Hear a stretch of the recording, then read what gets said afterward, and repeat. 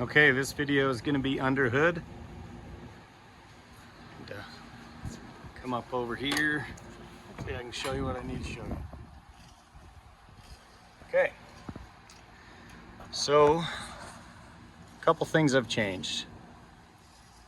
Biggest thing right off the bat, there's a battery over here. That's usually a big open gap on the side of the engine.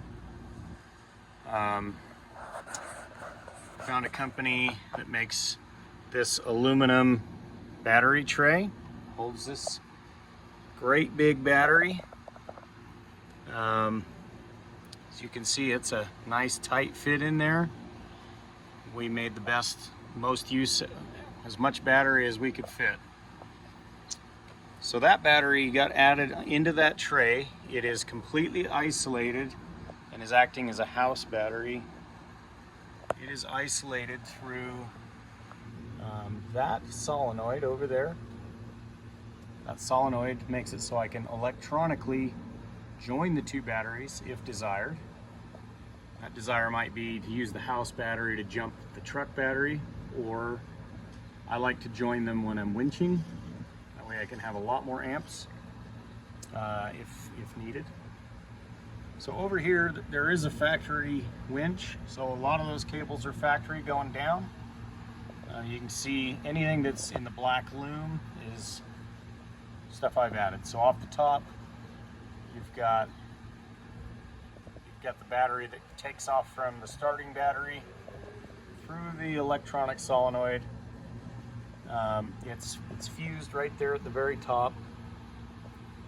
Comes through, hits another fuse before it catches this battery. That way, whether power is moving one way or the other, it's fused. Off this battery, zoom back out. You've got these billet terminal blocks, so I can take off power in a number of different ways, as you can see. So right off the top, you've got hot power coming in to join the two batteries, but that's not how it charges. I'm using this Red Arc BCDC 1225. This is a DC-DC charger, and this is regulating the charge of this secondary battery. That way, with these modern vehicles, the alternators don't like to recognize that it needs more power with the second battery, and also so the two batteries can truly be isolated from each other. So we've got that BCDC right there, charge controlling this. It will also control solar input. I have wired these Anderson connectors right here so that you can just tie in solar at any point. You can run those Andersons out and plug in, and this will act as your charge controller. On top, you've got a Blue Sea safety hub. So this is essentially for things I don't need switched inside. So it's got a positive bus bar, negative bus bar, and a series of different fuses. So ATO fuses and MIDI fuses, depending on what you're running. And then tucked away down right here, that bar, let's see if I can get you a better view. Right there, that is the brains for your Switch Pro. That's got the hot power coming in. These are all connections from my Switch Pro. I made it so you didn't have to dig down in there. Each one of the landings, they're all heat shrunk. They've all got Deutsch connectors. They've all got abrasive loom on it. And you can see these Deutsch connectors. Get this out where you can read it a little better from this angle. So right now I'm only using these two. This one is for the air compressor. This one down there, it says Nanny. That's the Nanny kill for the traction control device. Everything's labeled. I've labeled the pins so we know if you just attach your device into this plug, you'll know exactly what switch you're attaching to. If you look further down in, you can see everything is very well done. marine grade terminals, marine grade wire, heat shrunk loom over the top, and then heat shrunk the loom down so it can't slide and move. Wiring is something I really overbuild, because that's the one thing that can really leave you stranded. And troubleshooting in the desert is no fun. So I don't go easy on that stuff. That's the electrical components over here.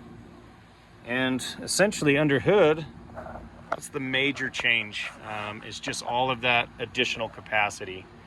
House battery, DC charger, the ability for solar charge control and input, unswitched marine grade terminal block, switch pro, pre-pinned, wired, everything ready to go there. On that side, you've got your red arc dual battery solenoid, and everything is put together very nicely. So other than that, under the hood is relatively untouched. So over here, your factory connection down on the bottom. I just added this two-way bus, 200 amp bus fuse, split off and hit that red arc controller. You can see it's lit up red, letting me know that it is active, but it is not engaged. That blue wire runs across and is going to my Switch Pro, so I can join the two batteries from the Switch Pro in the cab. Everything else under the hood is factory condition and obviously really clean. The only other mechanical change would be the air compressor. I run the air compressor on the frame rail, so we are passenger side, under frame. I made this little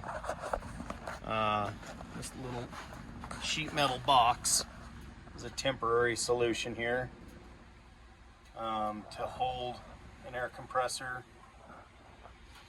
It's an ARB twin, awesome compressor. It is housed underneath right here. And you can see I've got the outlet right there facing down. That's just so I don't even crawl on my hands and knees to plug it in. I just reach underneath, pop the cap off, plug in the hose, keep myself out of the mud, out of the dirt, wherever we are. It's as simple as that. I've got all the wirings tucked up real nice